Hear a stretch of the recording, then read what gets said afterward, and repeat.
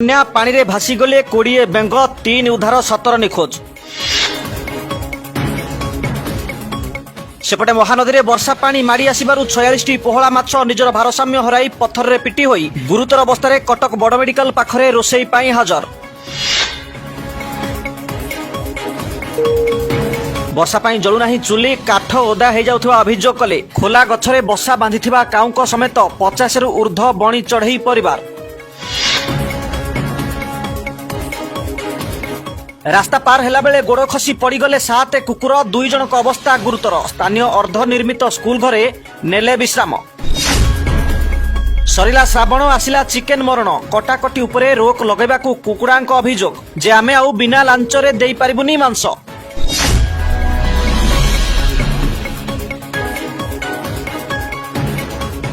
ବଢୁଛି ବନ୍ୟାର ଆଶଙ୍କା, ଭୟରେ ଜଳଚର ଜୀବ ଜନ୍ମସ୍ଥାନ ଛାଡ଼ି ଅନ୍ୟତ୍ର ଭାସି ଯିବାକୁ ନାରାଜ।